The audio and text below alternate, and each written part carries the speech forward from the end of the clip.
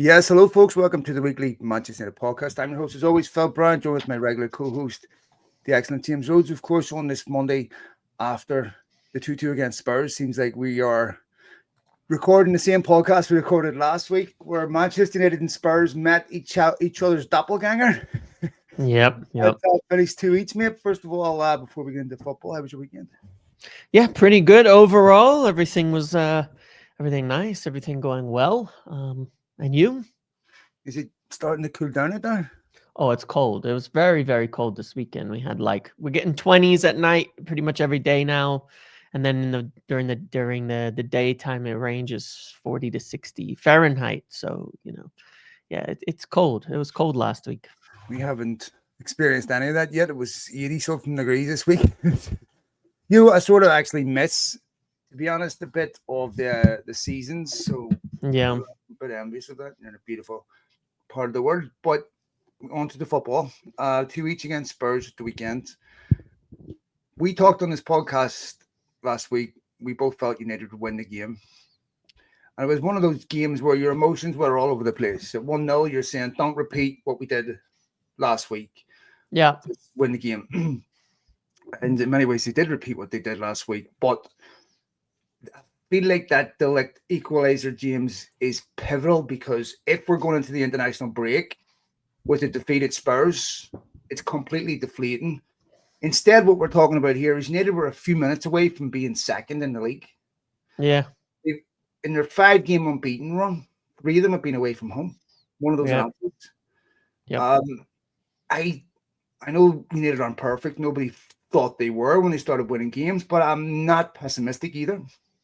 No, it's different. We've talked about in the past, recently after the last game as well, about how there's a bit of stability that we haven't had, where the bottom isn't so bad. It's not so low. Because I think the performance against Spurs, probably the worst of the 5-game stretch in a lot of ways. There was a lot of time when they spent defending. They didn't seem to be able to get really any handle on the ball in the game. But even despite all of that, 60 minutes of the game, I felt like Tottenham had really no chance of scoring for most of the game. It seemed like United weren't playing well, but it seems like it was just going to linger on at 1-0 probably till the end. And then it's a bit of bad luck. Maguire gets injured. You get a few Casemiro asks to come off, and you get this whole big change all at once. And we've seen before, when United aren't really in control of a game, especially when Maguire comes off, Casemiro comes off, suddenly that solid box defending where you feel like they could do it for 180 minutes and they wouldn't concede, things get shaky, they fall apart, and they concede a couple goals very quickly after that. And, but as you say as well, you see the same determination, the same grit to come back. And that was down and down to 10 men as well. I mean, there's a lot of bad luck happened right there because Sesko probably should be scoring. We can talk about him in a minute on maybe 1 or 2 occasions, but he gets injured. They've made all their subs. You're down to 10 men, then you concede. To come back and get the draw in that situation is even tougher than the comeback to score against Forest, even tougher than the one you did against Liverpool. So there's positive signs, mentality-wise, focus-wise, that we're not seeing before, that keep showing up every single week. And we talked about this last week too, James. One of the positives is United are scoring pivotal late goals in games. Yeah, every week. Yeah. Against Burnley, late goal, Brighton, late goal, Liverpool, late goal, weekend, late goal, Forest, late goal. These are key moments in games that United were not doing in previous seasons. I think it was Rory Jennings was saying that it was Lennon Amorim before the game. And as anyone that listens to this podcast will know, I haven't exactly been Amorim's biggest fan, right? But when Rory Jennings is saying things like, nothing has changed. I'm sorry, you don't watch United or haven't done if you don't think anything has changed. I mean, prior to the 5-game unbeaten run, James, I was afraid of every Premier League fixture. Yeah. Yeah, and it's different. And it's like it's and especially when you contextualize the Premier League and this season and the competition, because everything that you have to look at has to be measured against not some unknown standard, but what is the standard that you're measuring against? You're measuring against the rest of the league. You're measuring against other teams. You're measuring. There isn't like, there's no exact points total that gets you fourth, sixth, first every single year. It's always changing based on the way the league is adjudicated in that. And United are one of only 2 teams to have no losses in the last 5 games, the other being Arsenal at the top of the league. So it's not, despite some little flaws that have shown up, it's not nothing. To go 5 games unbeaten in the Premier League is obviously not easy. Nobody else is doing it. I haven't verified this stat, but it was in the commentary at the weekend. I was watching the UK feed. I'm not going to say hi, but they said Manchester United was the youngest team in the Premier League. Yeah, I saw that too. You bring off Maguire, bring off Casemiro, which is obviously, that these are experienced leadership players where sometimes you have no choice. The oldest players, yeah. Yeah, I think that, overall, the average age of the team is the youngest team in the Premier League. Yeah. You take off Maguire, take off Casemiro, they lose an awful lot in that scenario. I think that isn't being given enough credence, the fact that this is the youngest team in the Premier League. Yeah, there's a lot of young players, and when we see some of the things that are happening, like with Dorgu, with Sesko, with Lenny Yoro in games, with things like that, Laman's, young keeper, is still, even just now coming in. Ligt is not an old player by any, even though he's been around a long time. He's still quite young for centre back in the Premier League. You average it all together, and you say, yeah, it kind of makes sense. There's still growing pains. There's still things that players, you're expecting them to improve. And I think that's one of the positive aspects to this, is that there's a lot of players in there and a team in there that, based on the age, is going to be on an upward trend, not a downward trend. So what we're seeing isn't the best and it's going to get worse. It's the opposite. It should get better and better and better moving forward, which it hasn't always been like that. Often it's been, all our good players are declining and they're on the wrong side of the age hill. And well, I mean, another positive to me, TMZ, is when was the last time United had a signing that was as effective as Mbeumo? I mean, here he is again, showing up, scoring an important goal, and he's scoring a broad variety of different goals, key goals away from home. I'm completely taken in bets. I mean, you look at Mbeumo versus someone like Florian Wirtz. They look like they're completely different footballers on a completely different level. Yep. I mean, what a signing! Incredible, definitely. He's done everything and more that you would hope for. He's taken that step from Brentford, and he's just continued being one of the best goal scorers in the league.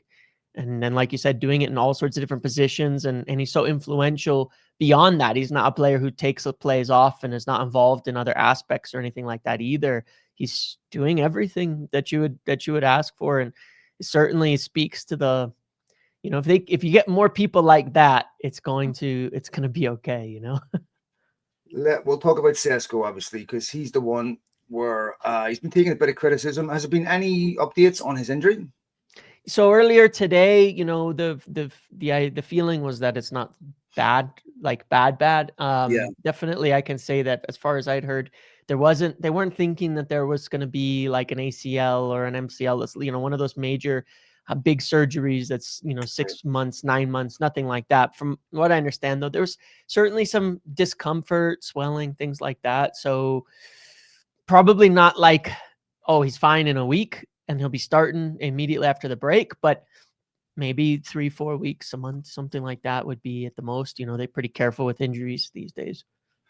I know a lot's been made of the fact of his goal scoring record. I think what people should also understand is he hasn't been playing in all of those games. Correct, some of the games he's only been in as a substitute. I think he should have done better on the one that he got injured on. He's not great on his left side.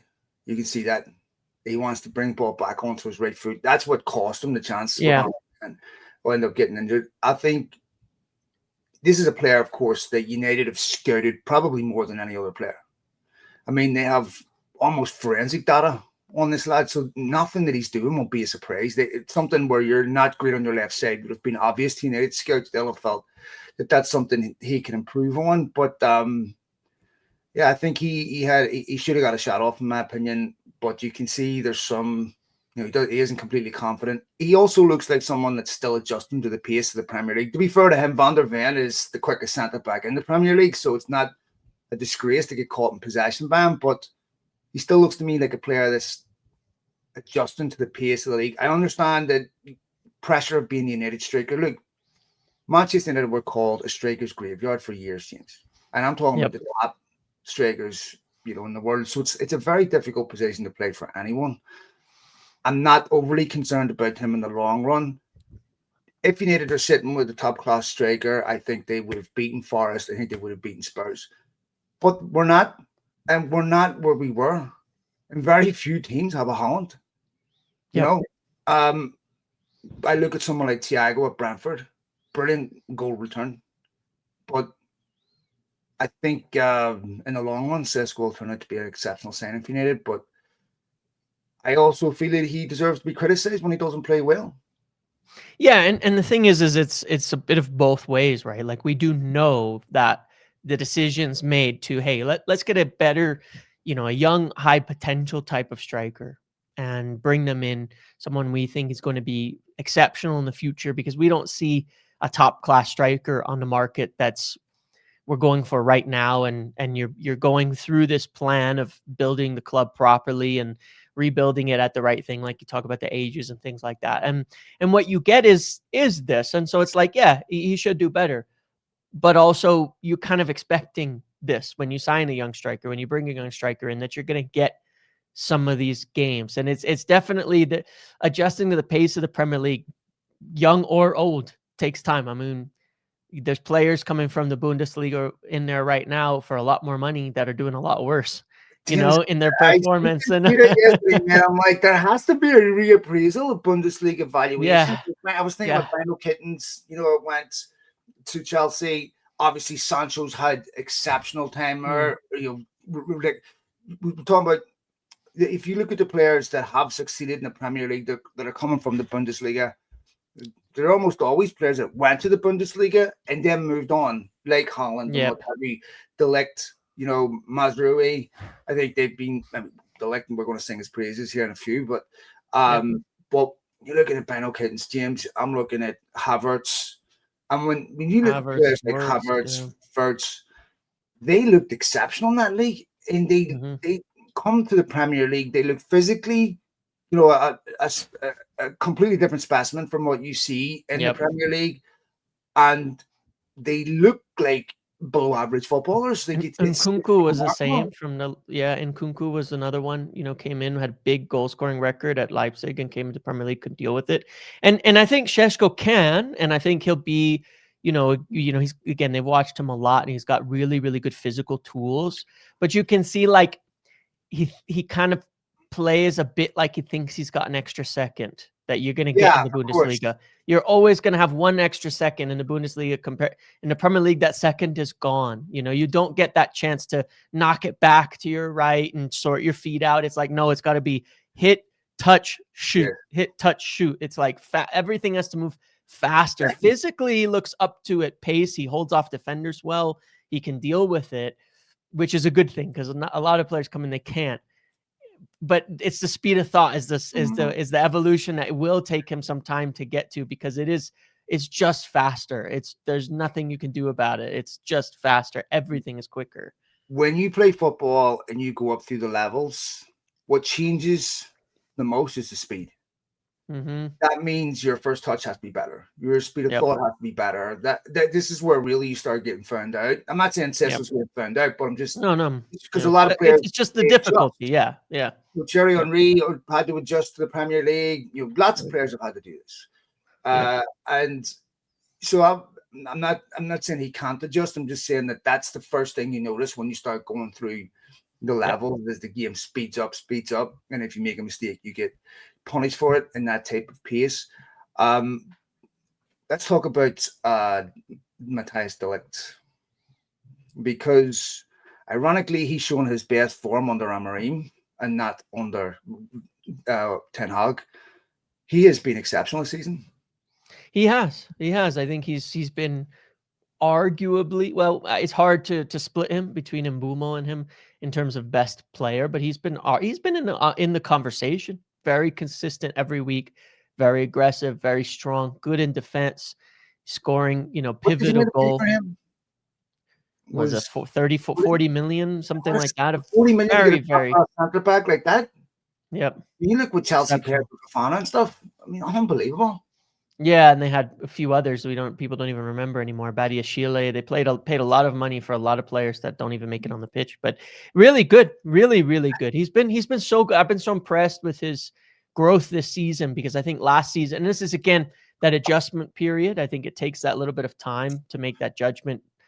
Last year, I thought he was okay, but struggled a bit, gave up a lot of penalties, made some mistakes, things like that. This year, he's been near enough flawless in most games. And it's very Yeah, interesting as well to hear, Amram talk about him saying he's got more to go because he's still being safe with the ball. And he wants him as he grows, as he gets more confident, to be more passing, doing more to progress the play out right. the back, being more brave and things like that. And I take that as like a positive of like he still has another level that he believes he can get to in passing. And I've been incredibly impressed with De Ligt. He just certainly one of the difference makers in that mentality aspect, where United are fighting back, and staying in it and not dropping their heads. Yeah. But what's interesting to me about it, James, is Amarim doesn't name him in the leadership group. So you Yeah. were saying there, about his leadership and what have you, and about the fact that he's a player now that's becoming really, really important to United. He's maybe,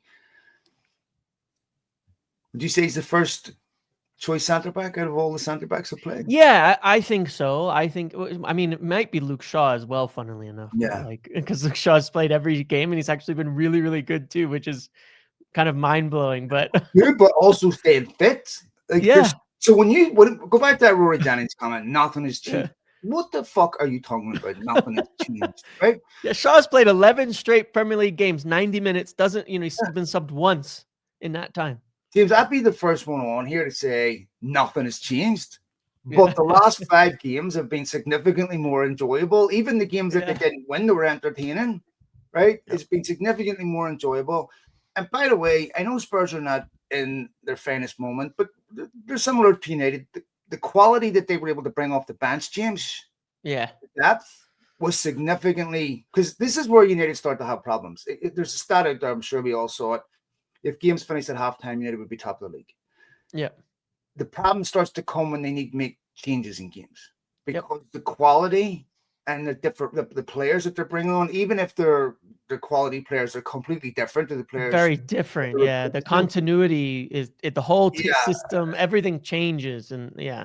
Correct. And there's definitely a bit thin there, but when United start to make changes, you see the quality drop off because they just don't have the same quality and type of player to replace them with. I think that is definitely something that they need to look at in January with some opportunities for players. I know that I was listening to some of the reviews on Young Orozco. When does he come? Next summer? Next summer, yes. I mean, you don't want to get too carried away, but I'm hearing people that are knowledgeable of football in that part of the world calling him Caicedo, the Colombian Caicedo. Yeah. But, and I've heard a lot of the same about how there's a lot of excitement about him in terms of young prospects. Like this is their not missing out on Caicedo type of moment, is getting this kid in. So that's exciting. Yeah. Looking forward to seeing him next summer. But yeah, I think in January, that's something United need to look at because they're going to have to deal with the fact that Casemiro's contract is up in 6 months. Yep. I would be surprised. I mean, we're talking a year ago, his legs have gone. Yeah. And to a degree, I mean, he still has to come off at 60 minutes every game. So he's good. I'm not like he's been really good and he's really important for United. But he is too old to be the main guy there. And when he leaves and he steps off the pitch, you're not getting anybody similar to him in terms of what he's doing in quality.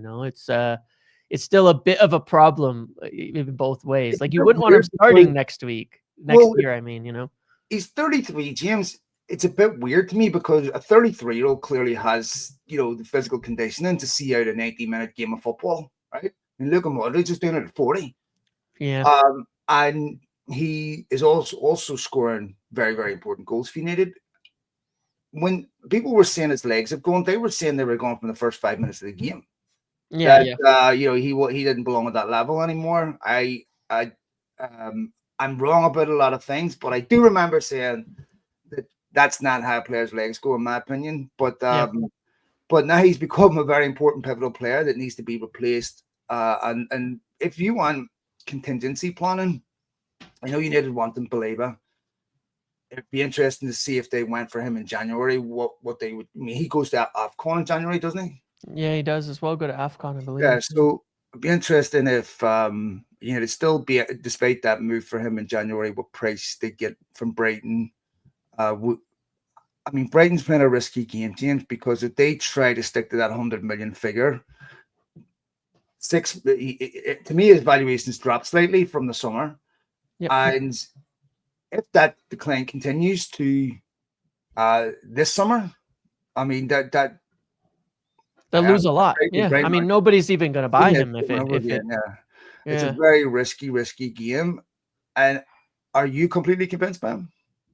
No, I'm not. I don't take everything from games United play against other teams, but I think it is always interesting when you see United play against someone that they've been tracking, that they're linked to, that they like, because you get like a direct comparison between that player and your players, right? The players that you're fielding right now.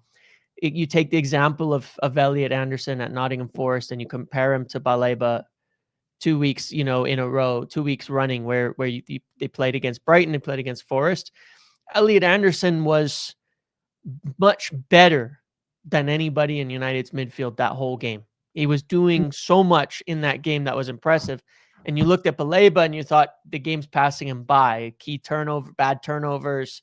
He's getting run down by Bruno and Casemiro, much older players that shouldn't be able to catch up to him, that shouldn't be finding him out. I wasn't impressed with the way he played the ball, whereas you see Elliot Anderson was defending, man marking Brian Mbeumo, to switching the play over for their goals, like doing absolutely everything. And you say, yes, I take that player, you stick him in your midfield, it's elevated. You take Baleba, you stick him in your midfield, I don't know. And I just remember the one player I want to make a direct comparison to here was Liam Delap.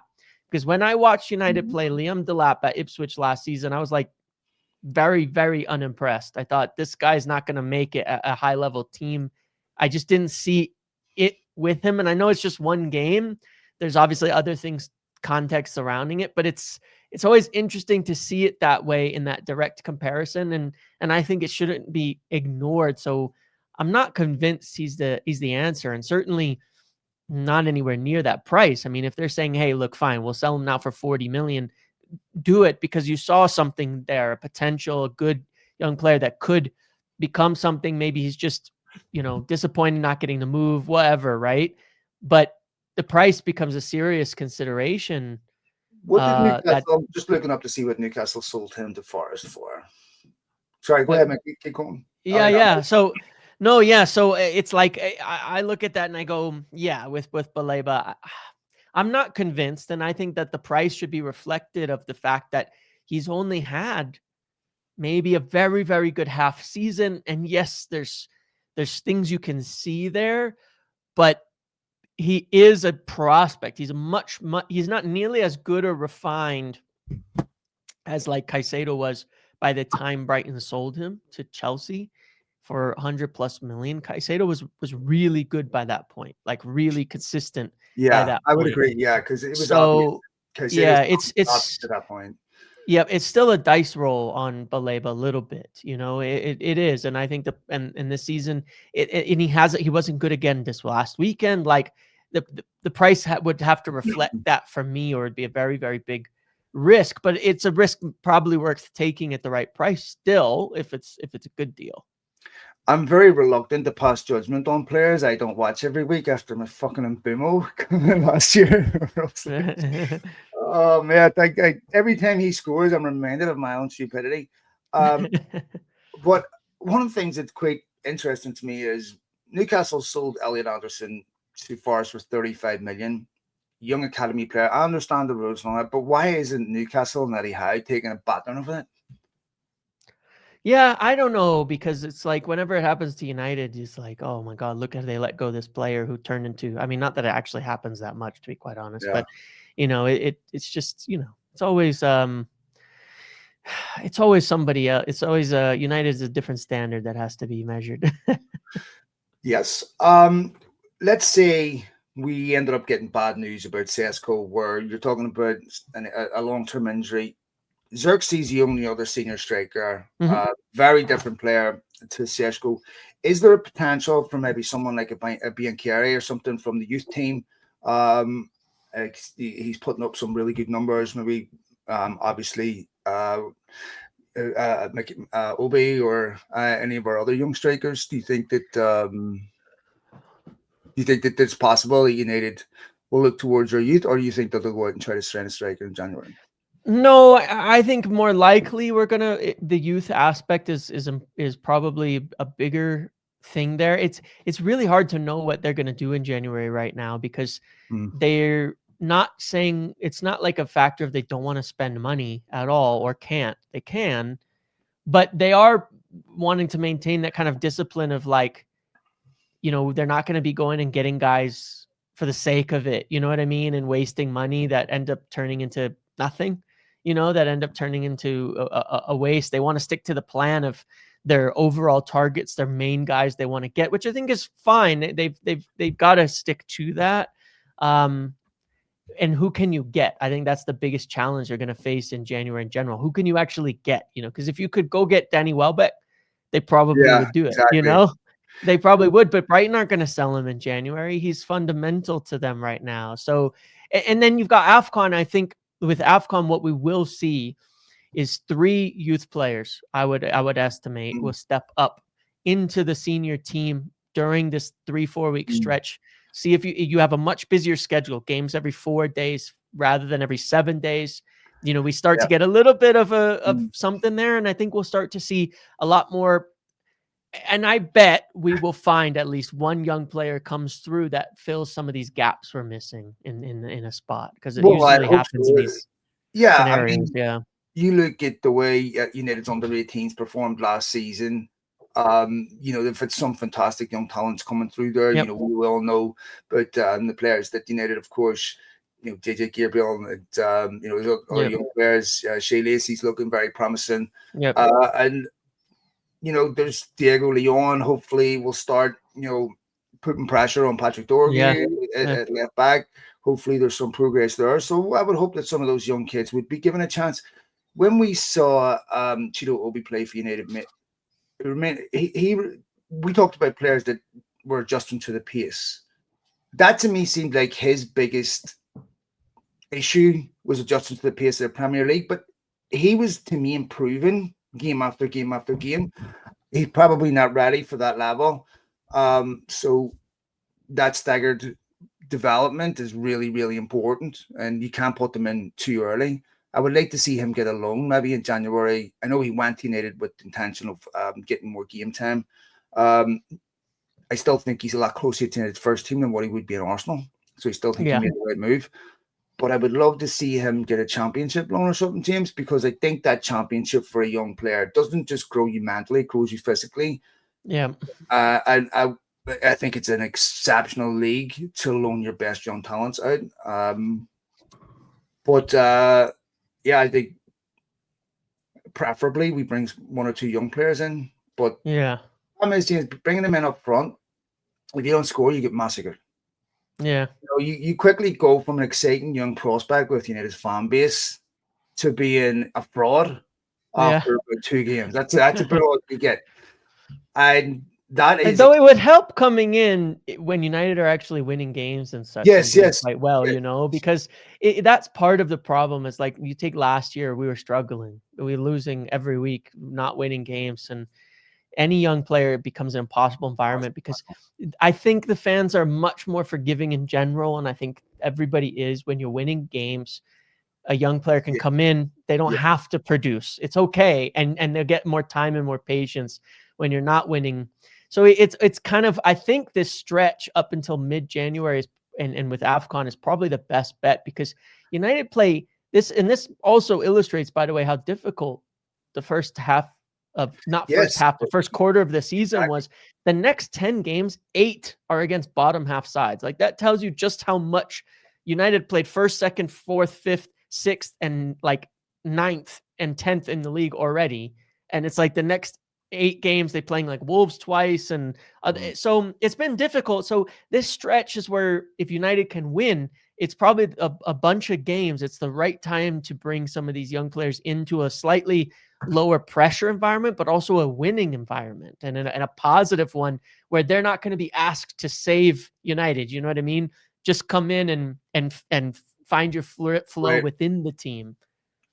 Yeah, of course, it's trying to step into a Manchester United team that's losing. It's difficult, even if you're a fully fledged professional, Yep. to pick your career. It's swallowed up so many people. United do have some exceptional young talents.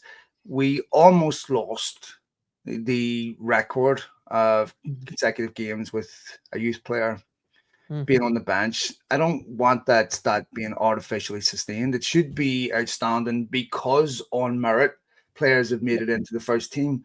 Um, I I wouldn't be devastated if it disappeared. I just think it's one of those things that's nice to say. If you could turn around and say, other than one game, United have had a youth player in their squad since 1933. That is still an exceptional statistic. Not having what if it just happens once where you don't have a youth team player on in the squad, it doesn't validate the exceptional record that United have. But I think that when we look at the rules today, James, it's getting harder and harder to justify putting young players in your squad whenever there's such a benefit now to selling them. It is. It is. There is such a benefit to letting them go, to moving them on, and the profitability and everything that comes with it. And I mean, ironically, by the way, and I'd be interested to know how many times this happened over the course of the time. Is that Tom Heaton also would have kept the stat alive. Yeah. And it's like, it's sort of funny when you look at it that way. Like, how many times that stat been kept alive by someone like Tom Heaton, like an extra goalkeeper or something like that, who's been in the squad? Probably quite a few times, to be quite honest, over the years. But Mark Ogden, and I know Ogden quite well. He's a friend of mine, but he was questioning whether Jack Fletcher truly qualified as a United youth team player since he came at 16. To me, I mean, as much as Garnacho did, so it's like, but James, if you're 16, unless you're going into the first team to move, of course, to me, you're an academy graduate. yeah. A lot of kids don't join clubs Yeah. until they're 16. Like that to me is I think that's fine. yeah, a bit of a yeah. But well, I just think it's trying really hard to find a way to validate it, and I don't even think it says anything about Amorim. Like what I would focus on is I remember Pep Guardiola last season not even filling out benches, James. Yeah. And the thing is I agree. And look, I think it opens up a little bit of an interesting debate, because I've seen people be really starkly on both sides of this. And I think maybe it deserves some understanding, and depends where you're at. Because when Sir Jim made his comments, and by the way, I really do think his interview had a major impact on Amorim and the pressure around him. And I think in retrospect, it shines really well on the positives of an owner speaking up and taking the pressure off and more onto themselves, I think is a good thing. But one of the comments he had that I know is in some places went down really poorly, but in others it's like, was his comments on the academy, saying that the academy had really come off. And I look at it and I go, it's tough, because when you look at it granularly, there's a lot of really good things that have been done in the academy, and the under 18s were great last year, and there's this and that. But then you look at this first team thing and you go, but every week people are like, oh, we're about to lose the record, we have no academy players. So I think it's like you kind of have to debate what he actually meant by that. Me personally, I think he's looking at it, because of the way he was speaking, the context of the whole conversation, which wasn't nearly as bad as it was made out, was more like, we're not getting academy players into the first team enough. We're not doing that enough. And that's where the academy has taken a step back, where it was producing a lot more before, where it used to produce great players regularly for United's first team. It hasn't been doing that much recently. And that's more what he was referring to, is like that part of the academy, that that end aspect of the academy of preparing players for the United's first team and taking that step up. You can argue, is that the job of the academy? Is that something in between? But I believe that's what he's talking about. And I think it's fair to say there are a lot of good things that have been happening at the academy over the last few years to improve it. Sure. And you can see it at the younger levels. But it's also true that it hasn't produced much of anything to make it into the first team in recent years. Well, it's difficult. Premier League teams have really strict rules on the areas they can pull players from. Yeah. Like Barcelona can go Yes. to Valencia and take players. Yeah. You can't do that. Yeah, in the Premier Brexit. League. Yeah. Yeah, made it a lot worse. Yeah. And getting players into the first team is really difficult. Yep. When you're selling McTominay, Garnacho, Rashford and stuff for very up, because this is the first era we've ever had in football where there's now a very clear incentive to sell your young players. Yep. So comparing the modern moment to the past, I think, is unfair, because we're in an era where the Premier League, to me, have to do something to recalibrate that. I understand, they put out these new FFP rules, and I understand that inevitably they need fine tuning. When you put them out, there's going to be unintended consequences to things that you didn't think about. To me, it's an obvious design flaw, James, when you're incentivizing teams to sell their young players. Because that is negating the purpose of the transfer window. One of the reasons the transfer window was brought in, James, was because that meant if a club got an injured player, they could just go to their academy and pull someone instead of going to the transfer market. Yep. Which I don't think has worked. And I'm not a proponent of the transfer window personally. I think that you would have a lot less gossip and talk and if the window was open all year, because there's no rush, there's no panic, there's no deadline. There's, to me, I don't, football function fine before without it. I think some of the unintended consequences of the transfer window are obvious, with the club stockpiling players, which then prohibits the ability of young players to get in the first team. So to me, there has to be some recalibration of that. But look, it's really hard to get young players into your first team. And when Alan Hansen said that famous quote, "You'll never win anything with kids," I think he might be right today.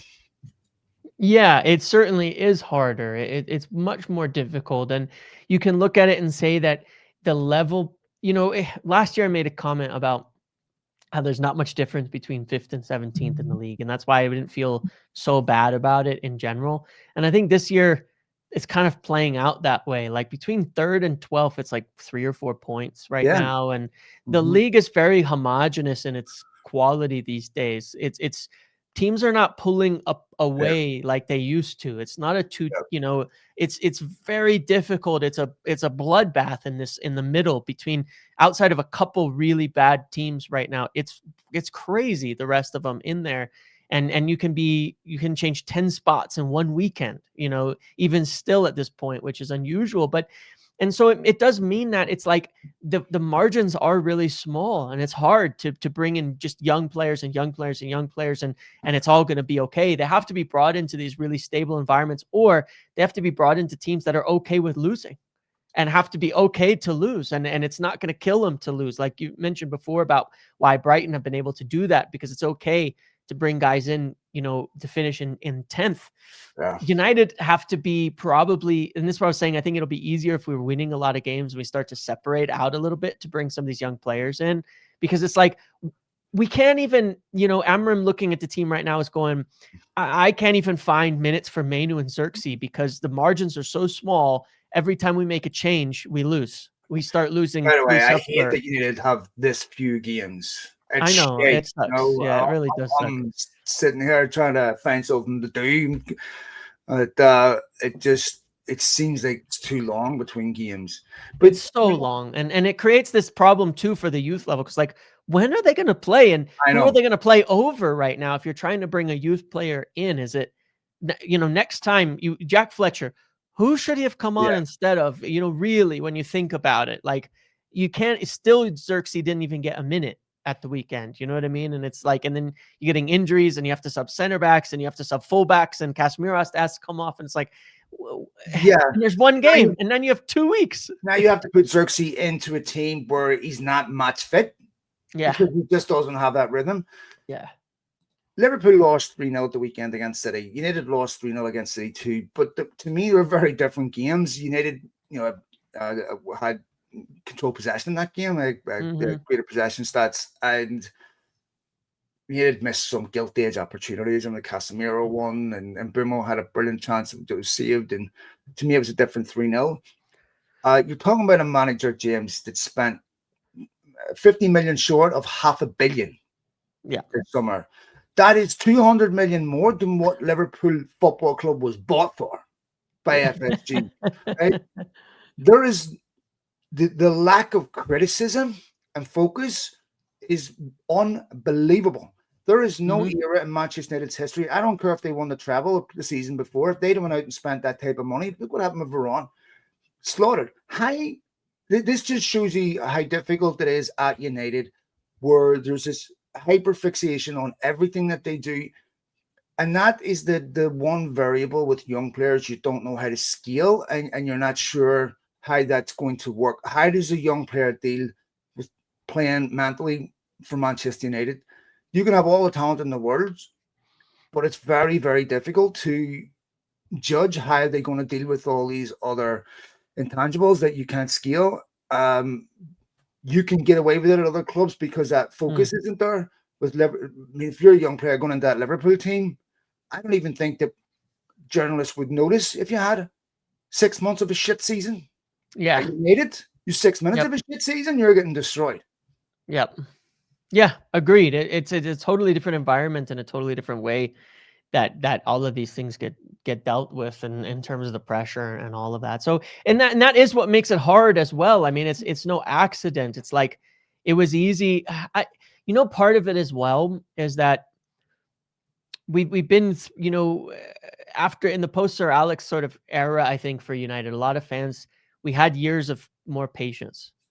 A lot of people had more years of patience during that time because it was like, all right, it's a new, we got to start this whole thing over. We'll be back soon. Everybody, when Jose arrived, when LBG was there, we were all like, it's fine. It's been a couple years out in the woods, but we'll be back soon. So we're okay. Some young players coming in and we're not winning as much and things like that. After 10 years of what had happened, I think people are at such a point where it's like, even though we've kind of been worse than ever, there's more impatience than ever to get back into it. It's hard. The pressure. It's a unique environment. Yeah. What United were trying to do for a decade was cut corners. We're a big, massive football club. I know we're doing a lot of things wrong, but we'll start the squad up with 3 or 4 big name players, and we're back. Yep. And that you may get that may sustain you for a little while, but there's no foundation to that, and eventually you're going to find yourself in the situation United found themselves in. I'm going to throw a quick stat at you that I meant to mention when we were talking about Casemiro. 3 of the 19 goals United have conceded this season, by the way, this is from Paul Gaskell, P. Gaskell 13. 3 of the 19 goals we've conceded this season have been when Casemiro was on the pitch. Monumental turnaround by him this season. That is unbelievable. So of the 19 I think it goals, ended up actually being 5 out of 20 by the end. So that might have been from before, but this was on my spuds. I can't see them. Hang on a minute. Because I know it's higher now. I because there was the 2 against Forest. There was 2 specifically against Forest. Because I know it was only 3 before the Forest game. 8th of November. He tweeted that. So maybe it was a retweet or 2 something. days ago. United have before the Spurs. United have conceded. That's weird. They've conceded. All right, even if I made that stat up, it's a good one. It's close. It's close. Either way, it's no. But the thing is I think the real number is 5 out of 20, and if you include the Grimsby game, 5 out of 20 have come when Casemiro's been on the pitch, and and I think there's obviously other factors in that too why that happens, but it is a real stat and it's meaningful, I think, and I think it's the biggest issue. Maybe I don't know if it's the biggest issue. I have one other issue that I think needs solving, but it's an issue that seriously, because the other amazing stat is, James, United haven't lost a game since Lamens has come in. Yes, yes, And I don't think enough was being made of that. Florian Wirtz isn't yeah, getting any criticism, and no one's pointing out, because I thought Lamens played well again at the weekend. No one yeah, is pointing out, you nothing has changed. They're even saying that. I'm really have a level of comfort and confidence now when the crosses yeah, come me too. in, when the bread and butter stuff, James, because it was the bread and butter stuff that worried me Yep. with Onana and Bandera. It wasn't, he should have saved that. He made us, better goalkeeper. It was the unforgivable stuff, the Yeah. concentration lapse.